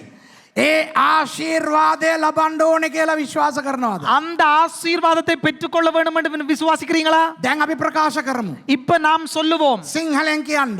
சிங்களத்துல சொல்லுங்க. කැමති අය කියන්න. මට எனக்கு නෑ බං සිංහලෙන්. மட்ட ඒ ආශිර්වාදය ஏ ஆசீர்வாதே ඕනේ. ஓனே මට ඒ ආශිර්වාදය மட்ட ஏ ஆசீர்வாதே අවශ්‍යයි. அவசியாய் මට ඒ ආශිර්වාදය மட்ட ஏ ஆசீர்வாதே දෙන්න ස්වාමීනි. தெண்ட சுவாமினி යේසුස් වහන්සේගේ නාමයෙන්. இயேசுவின் ஆமென். ஆமென். தமிழ்ல சொல்லுங்க விருப்பமானவங்க. எனக்கு எனக்கு அந்த ஆசீர்வாதம் அந்த ஆசீர்வாதம் வேண்டும். வேண்டும். எனக்கு அந்த ஆசீர்வாதம் தேவை. எனக்கு அந்த ஆசீர்வாதம் தேவை. அந்த ஆசீர்வாதத்தை அந்த ஆசீர்வாதத்தை எனக்கு தாருங்கள் ஆண்டவரே. எனக்கு தாருங்கள் ஆண்டவரே. இயேசுவின் நாமத்திலே. இயேசுவின் நாமத்திலே. If you like English, you can repeat after me. I need this blessing. I read this blessing. I want this blessing. I want this blessing. God give me that blessing. God give me that blessing. In Jesus name. In Jesus name. Amen. Amen. කිව්වනේ. சொல்லிட்டீங்க தானே? ඕගොල්ලෝ අහුණා දෙයියා. இப்ப நீங்க பிடிபட்டுட்டீங்க ஆண்டவரே. Now you repeated, you said it, okay, you confessed it, okay, you prayed. This is a prayer that you prayed in the name of Jesus. ඔබ කියලා යේසුස් වහන්සේගේ නාමයෙන් ඉල්ලගත්තා. இப்ப நீங்க சொல்லி இயேசுவின் நாமத்துல பெற்றுக்கொண்டீங்க. ඉල්ලන් කෑවා. கேட்டு இப்படி இல்லங்கவா கேட்டு கேட்டு தின்னுக்கிட்டீங்க. கேட்டு தின்று கொண்டீங்க. இது என்ன அது? ஏன் தெரியுமா? ඒක මොකද්ද කියලා මං තාම කිව්වේ නෑනේ. அது என்னன்னு சொல்லி நான் என்ன சொல்லவில்லையே. Do you know why you got caught to the trap? Because I still haven't divulged what that blessing is. ආශිර්වාදය කිව්වම කට ඇරගෙන. ஆசீர்வாதம் என்று சொன்னோன்னு வாய் அப்படியே பிளந்து கொண்டு இருக்கிறான். The moment I say you want the blessing, you open your jaw and you come, yeah, I want it. මස්කට්ටක් පස්සේ යන බල්ලා වගේ. அந்த இறைச்சி துண்டுக்கு பின்னால போற நாய் மாதிரி நாக தொக்கம் போட்டு கொண்டு போறான் அப்படியே. இந்த දැන් දෙන්නම් කට්ටේ. அந்த தாரம் முள்ளு. Okay? Now Paul is saying, இப்ப பவுல் அடியார் சொல்கிறார், from verse 6 onwards, 6 වෙනි පදේ ඉඳන් පෞල්තුමා කියනවා, 6ஆம் வசனத்திலிருந்து பவுல் சொல்கிறார், එහෙත් මම පාරට්ටු කරගන්නට කැමති වෙතත් අඥානෙක් නොවන්නෙමි. මක් නිසාද මම ඇත්ත කියන්නෙමි. එසේ වී නමුත් මා කෙරෙහි දකින දේට නොහොත් මාගෙන් අසන දේට වඩා මම උතුමයි කිසිවකු නොසිතන පිණිස එයින් වලකිමි. ආරාධ වසන්ත වාසිංග. சத்தியமானதை நான் பேசுகிறேன், நான் மேன்மை பாராட்ட மனதாயிருந்தாலும் நான் புத்தீனன் அல்ல, ஆனாலும் ஒருவனும் என்னிடத்திலே காண்கிறதற்கும் என்னாலே கேட்கிறதற்கும். හත කියවන්න එපා, හොරකම් කරන්න එපා, හොර වැඩ කරන්න එපා. හත කියවන්න බෑ. මං කියවනකම් කියවන්න බෑ. Don't read verse 7, okay? Don't cheat, good children. Okay, just verse 6, okay? The secret is in verse 7. 7 වෙනි පදේ තමයි රහස තියෙන්නේ. ඒකට යන්න එපා හදිසි වෙලා. 7ஆம் வசனத்துல ரகசியம் இருக்குது, அங்க போக வேண்டாம். என்னாலே கேட்கிறதற்கு மேலாக என்னை எண்ணாதபடிக்கு அப்படி செய்யாதிருப்பேன். For though I would desire to glory, I shall not be a fool, for I will say the truth. But now I forbear, lest any man should think of me above that which he seeth me to be, or that he heareth of me. පෞල්තුමා කියනවා, பவுலடியார் சொல்கிறார், මං ගැන මං හිතන්න ඕන ප්‍රමාණයට වඩා හිතන්න මට බෑ. என்னை குறித்து நான் நினைக்க வேண்டியதை விட மேலாக என்னால் நினைக்க முடியாது. Paul says, I cannot think over and above what I am, although I love to. මට ආසයි. එයා කියනවා, எனக்கு விருப்பம், அவர் சொல்கிறார். මට මං ගැන පාරට්ටු කරගන්න ඕනේ. எனக்கு என்னை குறித்து பெருமை பாராட்டிக் கொள்ள வேண்டும். පාරට්ටු කරගන්න දේවලුත් තියෙනවා නේද? பெருமை பாராட்ட விடயங்களும் உண்டு, இல்லாமல் இல்லை. Not only that I love to boast about myself, there are things that are boastable. Okay, I don't know whether that's an English word. I don't know, is there a word called boastable? I mean, that's something that I created. If it is already there, praise God. Okay, so there are things that I can boast of, but there is something that is not allowing me to boast. මට පාරට්ටු කරගන්න ඕනේ. எனக்கு பெருமை பாராட்டிக் கொள்ள வேண்டும், ආසයි. விருப்பம், ඒවට දේවලුත් තියෙනවා. அதற்கு காரணங்களும் உண்டு, නමුත් ஆனால் බෑ. முடியாது. But I can't.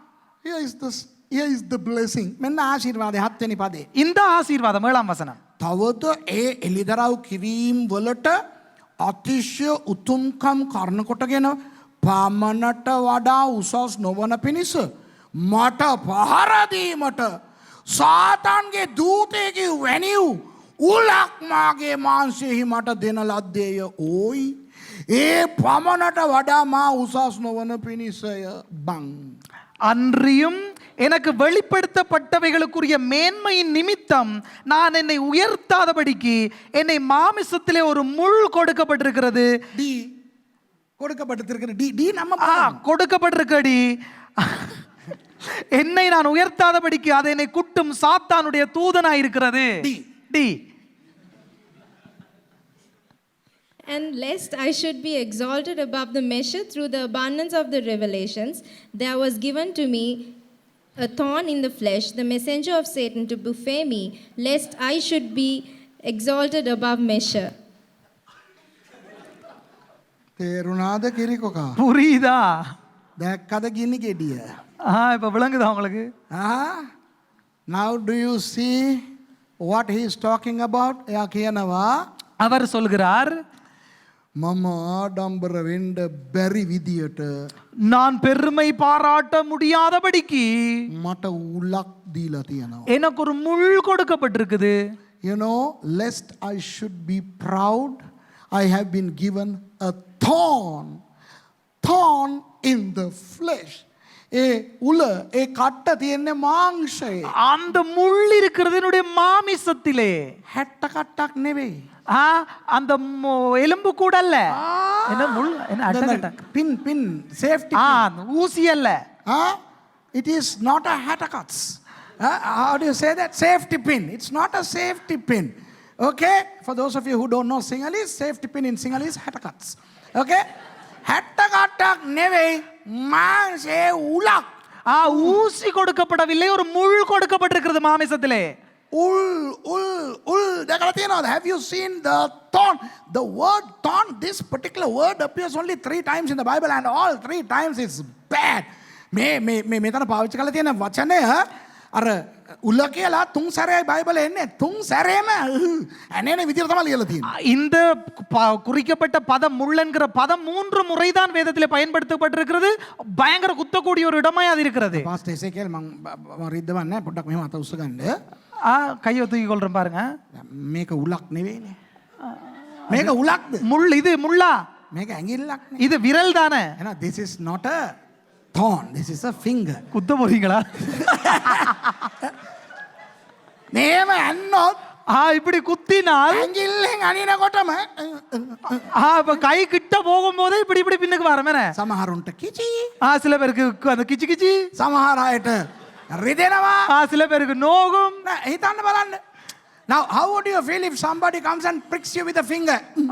சில யோசிச்சு பாருங்க, சில பேர் வந்து இப்படி பக்கத்துல குத்திட்டு போனா இப்படி இருக்குன்னு யோசிச்சு பாருங்க.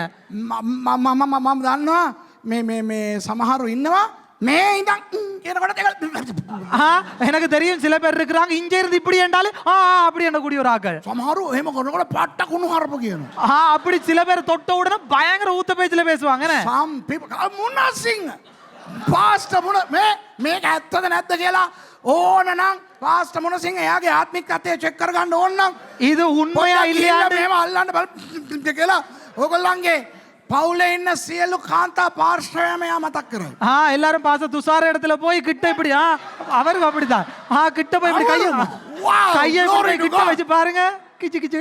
சரி வாவ் துஷார நீங்களும் அப்படியா? මම මුනසිංහම දැකලා තියෙනවා. දැනීට වැඩේ මුනසිංහට එන ඉන්නවා. டனி பாஸ்டருக்கு வேலை பாச முனசிங்கக்கு அப்படியே கிச்சு போட்டு கொண்டு இருக்காரு. නරකාදියට යවන්නයි මෙයා හදන්නේ. அவர் எப்படி ஆயிலும் நரகத்துக்கு அனுப்பதான் அவர் பார்த்து கொண்டிருக்கார்.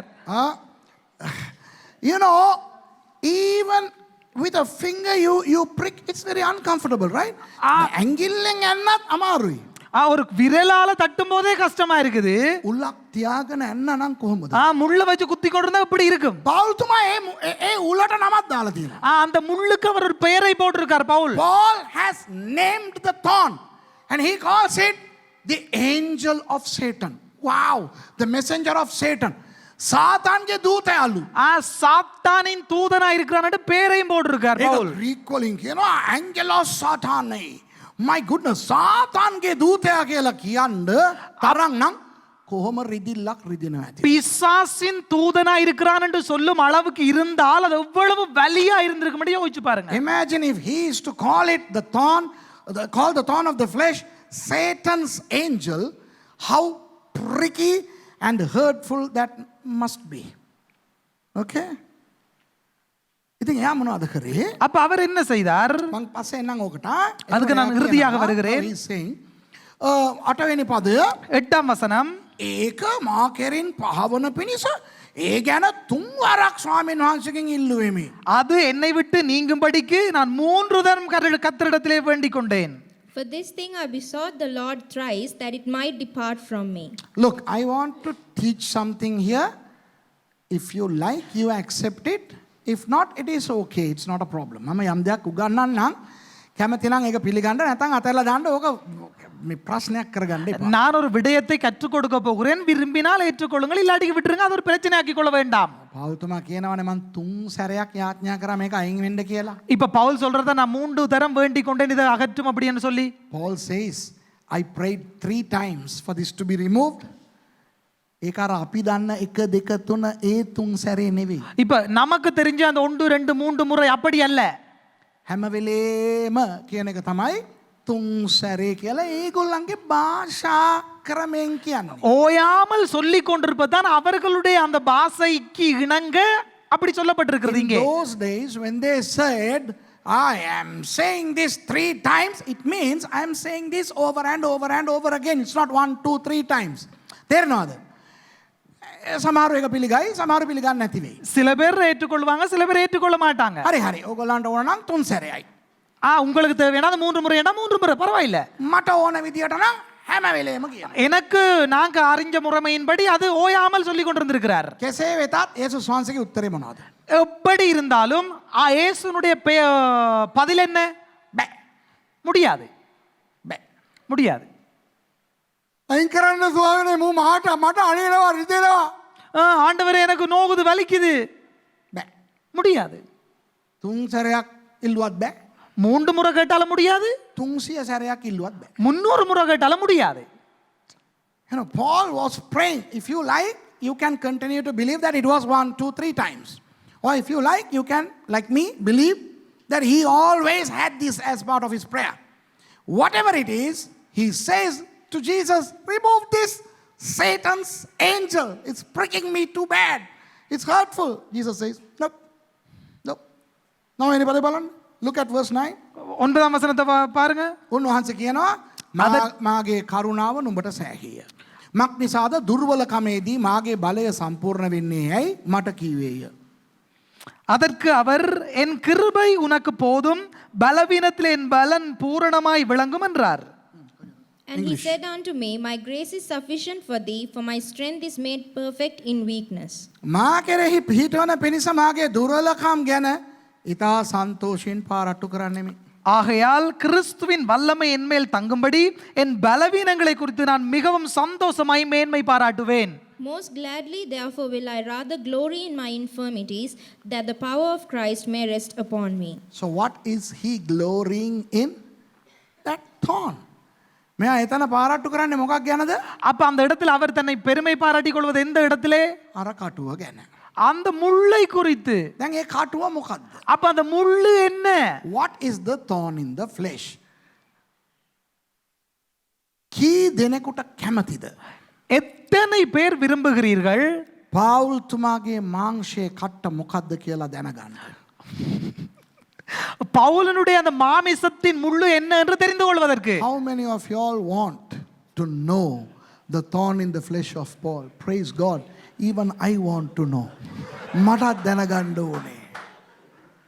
මටත් දැනගන්න ඕනේ. எனக்கும் தெரிஞ்சு கொள்ள வேண்டும். මමත් බයිබලේ ජූස් කරලා බීලා ඉන්නවා. நானும் பைபிளை மிக்ஸ் ஆகி குடிச்சிருக்கிறேன். මට දන්නේ නෑ.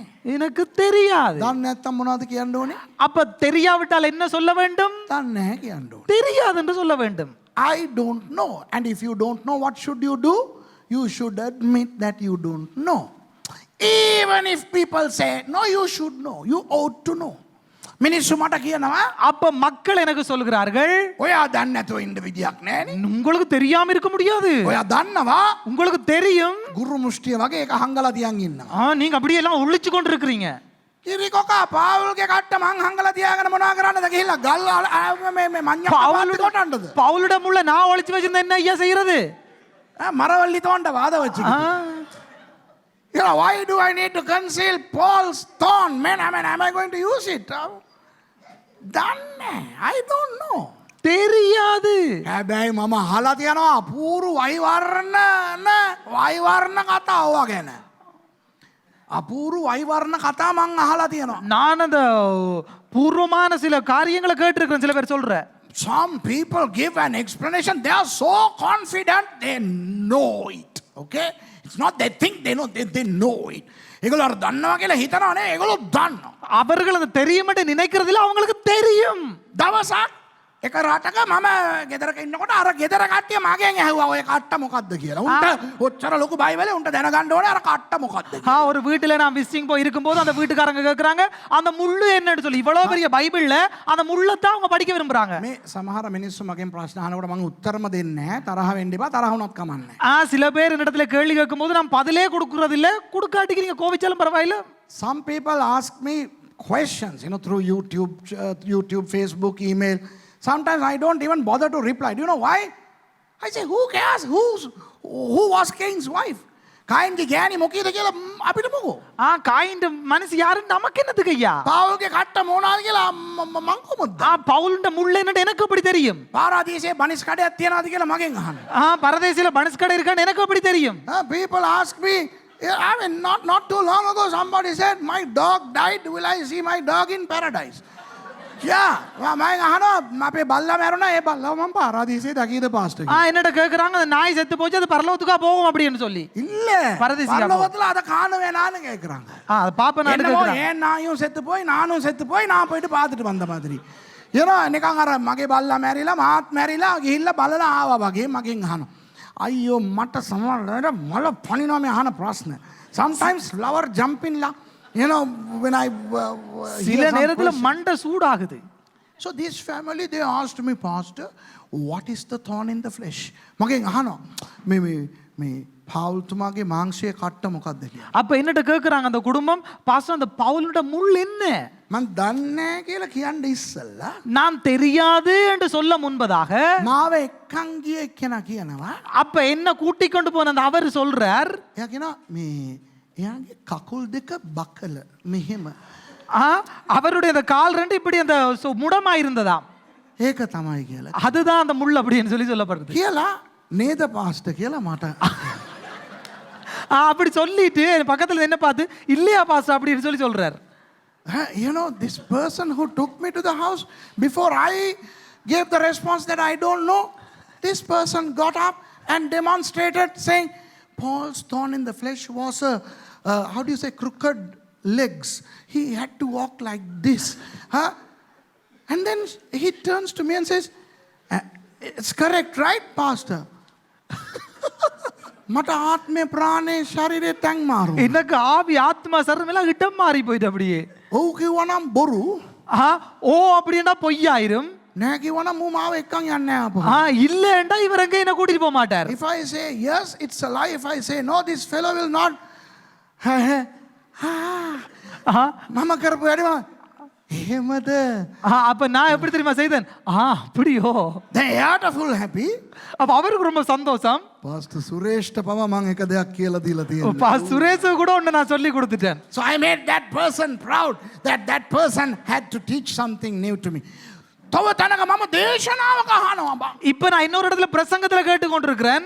පවුල්තුමාගේ මාංශයේ කට්ටනම් ඔහුගේ උසය. பவுலினுடைய மாமிசத்தின் முள் அவருடைய அந்த உயர்வு கட்ட அவர் கட்ட. கட்ட. You know, some guy preached so fervently and ardently, so inspired by the Holy Spirit. He said, Paul's thorn in the flesh, none other than his height. He was 4 feet tall. එයා අඩි 4යි ලූසු. அவர் 4 அடிதான் உயரமாம்.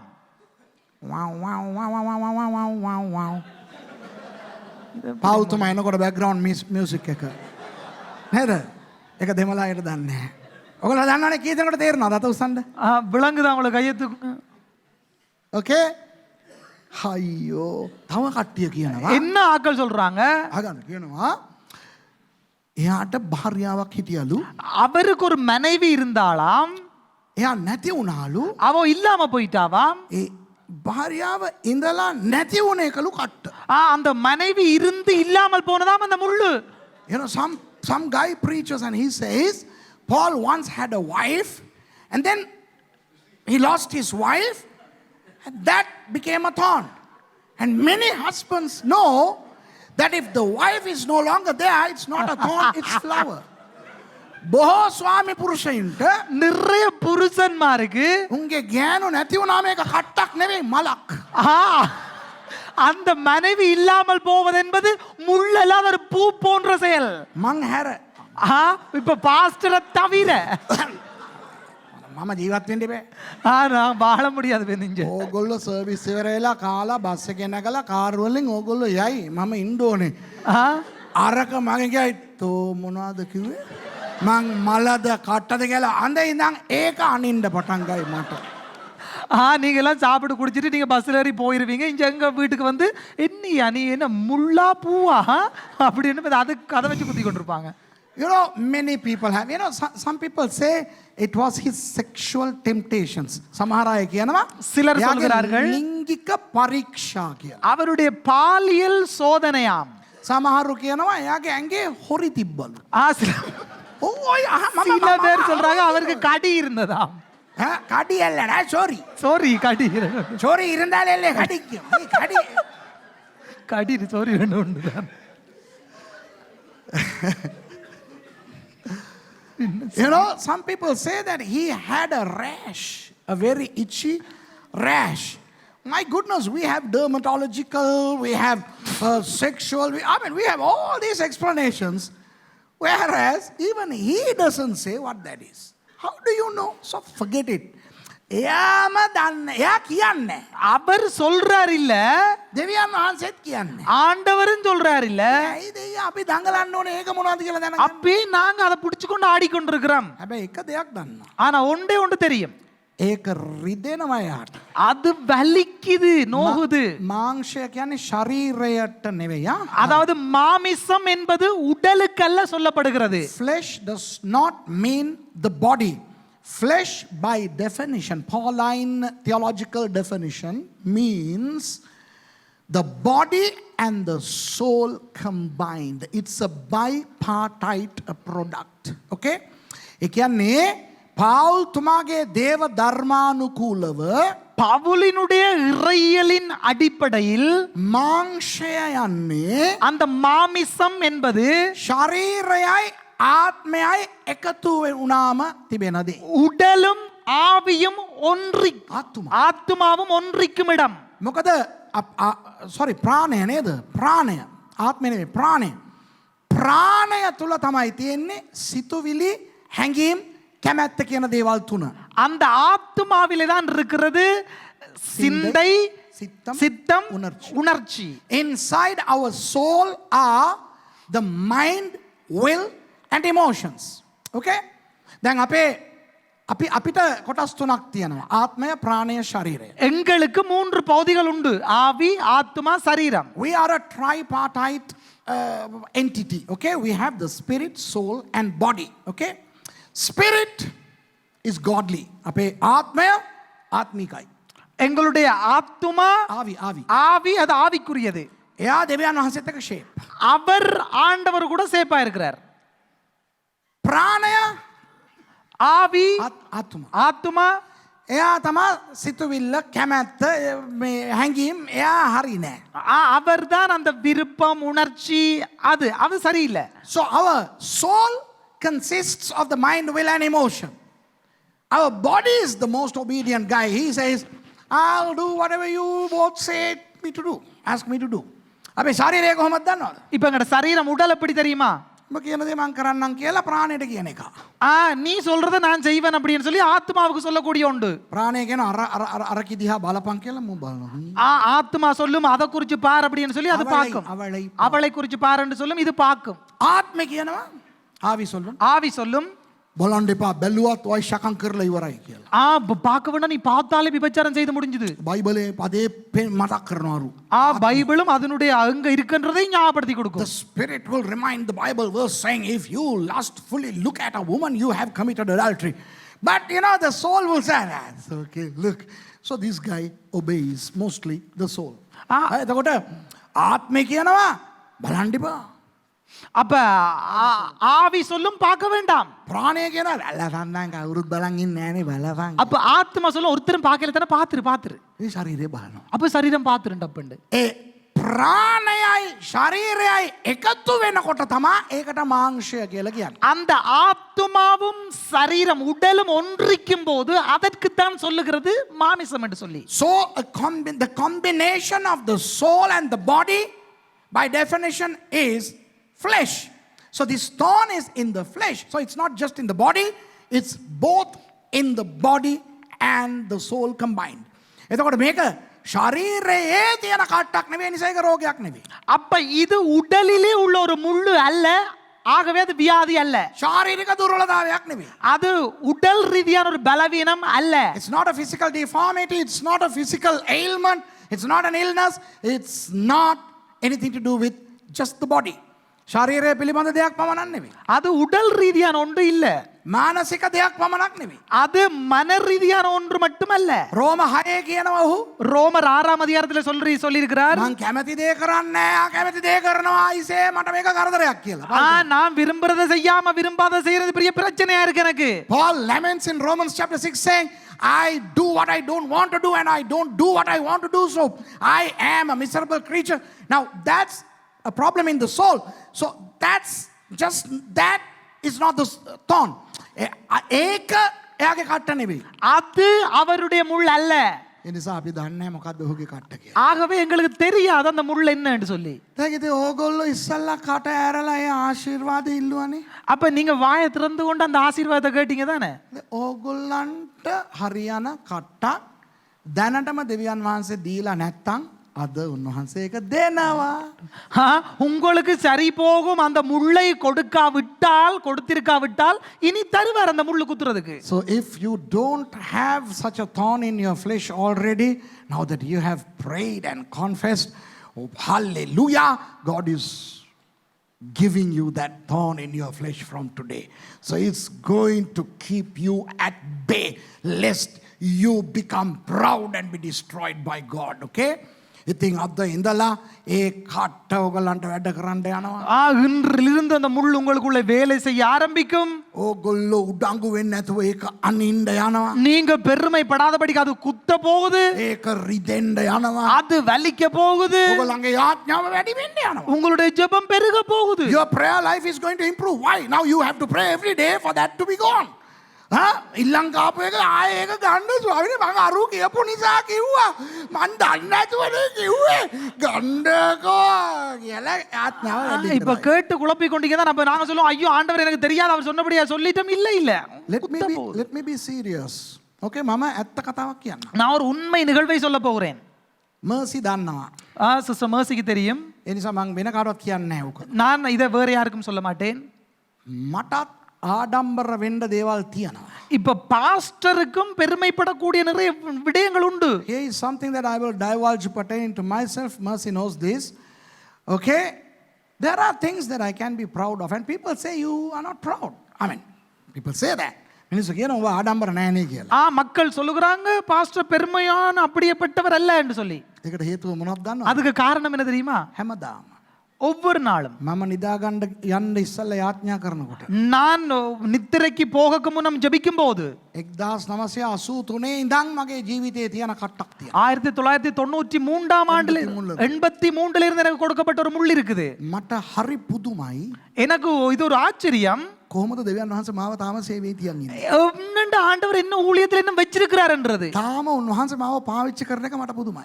இன்னும் ஆண்டவர் என்ன பயன்படுத்தி கொண்டிருக்கிறது எனக்கு ஆச்சரியமா இருக்குது. කවුරු හරි මට ප්‍රශංසා කරනකොට, அப்ப யாராவது என்ன துதிக்கும் போது பாராட்டும் போது, මට සාක්ෂි කියනකොට, எனக்கு சாட்சி சொல்லும் போது, ඔයා නිසා මේක වුණා අරක වුණා කියලා உங்களால் அது நடந்துச்சு இது நடந்துச்சுன்னு சொல்லும் போது, ඒ වෙලාවට ඒක මට සතුටක් ගෙන ආවට அந்த நேரத்துக்கு அது எனக்கு ஒரு சந்தோஷத்தை கொடுத்தாலும் මං තනි වෙන හැම මොහොතකම நான் தனிமைப்படுகிற அனைத்து சந்தர்ப்பங்களிலேயும் මං දෙවියන් වහන්සේට කියනවා, நான் ஆண்டவருக்கு சொல்லுவேன், කොහොමද ස්වාමීනි ඔබ වහන්සේ මාව පාවිච්චි කරන්නේ? என்னண்டு ஆண்டவரே என்ன நீங்க பயன்படுத்துறீங்க? ඒ නිසා මට උඩඟු වෙන්න ආසාව තිබුණත් වෙන්න බැරි කට්ටක් මගේ ජීවිතේ තියෙනවා. எனக்கு சந்தோஷப்பட பெருமைப்பட சம்பவங்கள் இருந்தாலும் அப்படி பட முடியாதபடிக்கு ஒரு முள் இருக்குது. So even when people praise me and on the pretext of sharing testimonies people say things about me, I find it very difficult to be proud of when I am in my solitude moments. Why? Because I have that thorn in the flesh. So I pray daily. මම හැමදාම යාඥා කරනවා. நான் ஒவ்வொரு நாளும் ஜெபிக்கிறேன். දැන් ඇති ස්වාමීනි. இப்ப போதும் ஆண்டவரே. අයින් කරන්නකෝ. ஐயோ எடுத்துருங்க இத. ඇත්ත සාතන්ම දුවනවා යේසුස් වහන්සේගේ නාමයෙන්. உண்மையான பிசாசு இயேசுவின் நாமத்தில் ஓடிரும். මේ කට්ට යන්නේ නැහැ. இது போகுதில்லையே. ඒ කියන්නේ ලොක්කා දුවනවා දූතයා දුවන්නේ නැහැ. அந்த பெரியவன் ஓடுறான், அந்த அவன் தூதன் ஓடுது இல்ல. I pray and say, Lord, even Satan flees when I pray, but Satan's angel, this thorn doesn't leave. And every time Jesus says, my grace is sufficient for you. නමුත් යේසුස් වහන්සේ කියනවා මගේ අනුග්‍රහය උඹට ඇති. ஆனால் இயேசு சொல்லுகிறார் என் கிருபை உனக்கு போதும். එනිසා පවුල් තුමා කිව්වා වගේම මට කියන්න පුළුවන්කම තියෙනවා.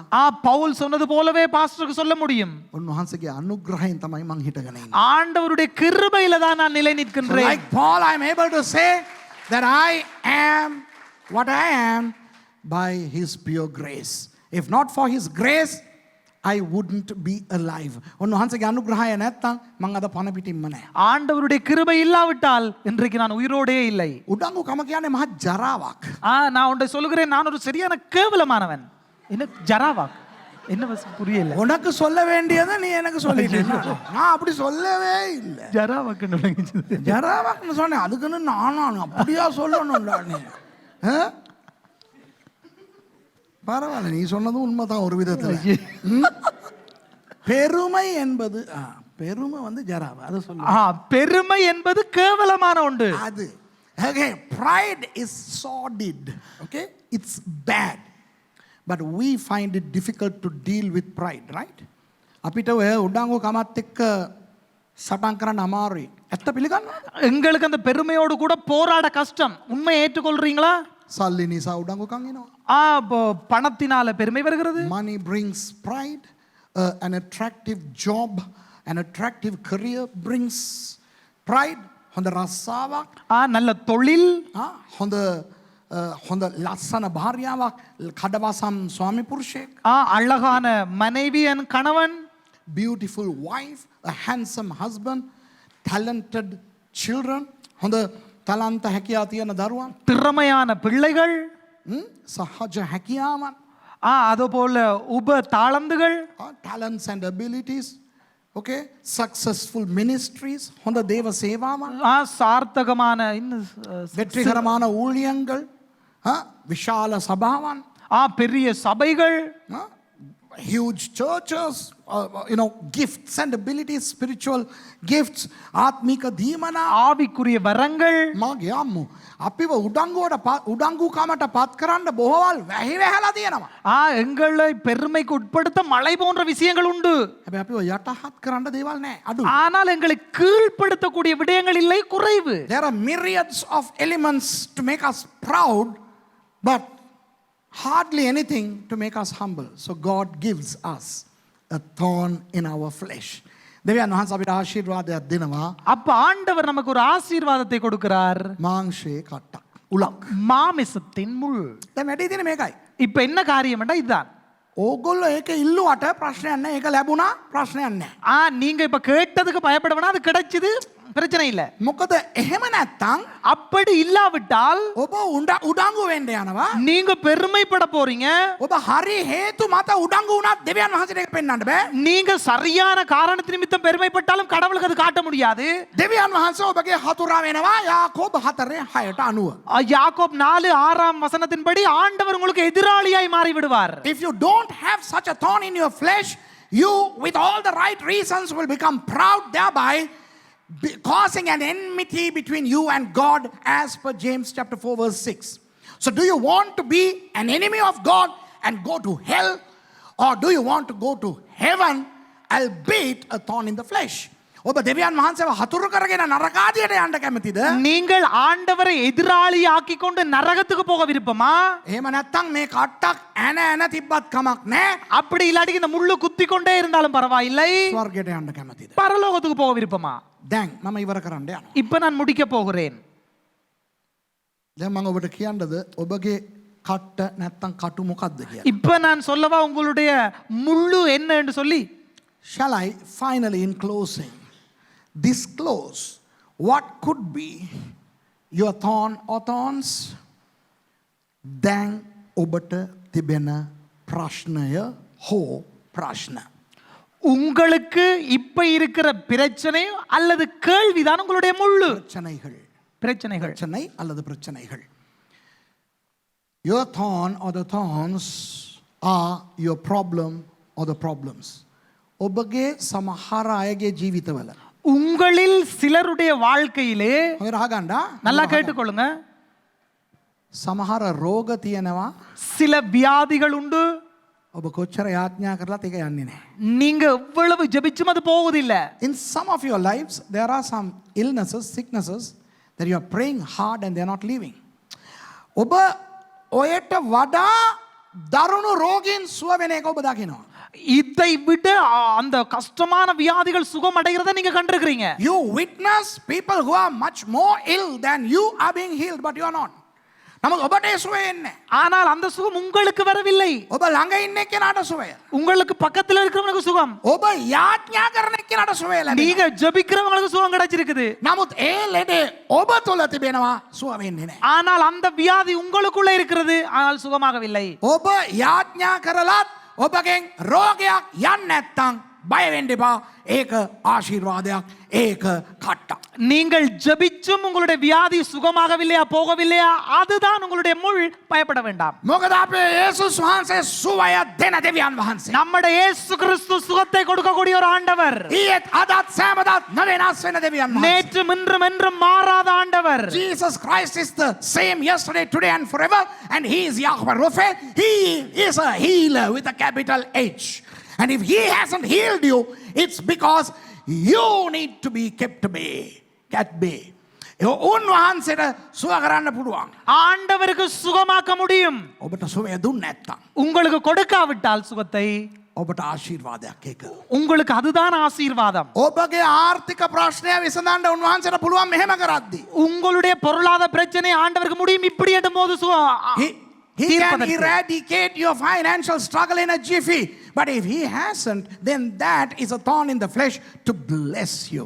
එහෙම උන්වහන්සේ ඔබට අවශ්‍ය ආශිර්වාදය දුන්නේ නැත්නම් ආර්ථික ආශිර්වාදය දුන්නේ නැත්නම් அப்படி ஆண்டவர் உங்களுக்கு பொருளாதார ஆசீர்வாதத்தை கொடுக்காவிட்டால் ඒක උන්වහන්සේට බැරි නිසා නෙවෙයි. அது ஆண்டவருக்கு இயலாமையினாலே அல்ல. ඉල්ලන විදියට ඔබ ඉල්ලපු නැති නිසා නෙවෙයි. கேட்க வேண்டிய முறைமையாக நீங்கள் கேட்காதபடியினால் அல்ல. ඔබට ආශිර්වාදයක්. அது நமக்கு ஆசீர்வாதம். අද අමුතුම දේශනාවක්. இன்றைக்கு ஒரு வித்தியாசமான பிரசங்கம். Today it's a very weird sermon. You know what the sermon is? මේ දේශනාව මොනවද දන්නවද? என்ன தெரியுமா இந்த பிரசங்கம்? ඔබගේ ආශිර්වාදය ඔබගේ ප්‍රශ්නයයි. நம்முடைய ஆசீர்வாதமே நம்முடைய பிரச்சனை.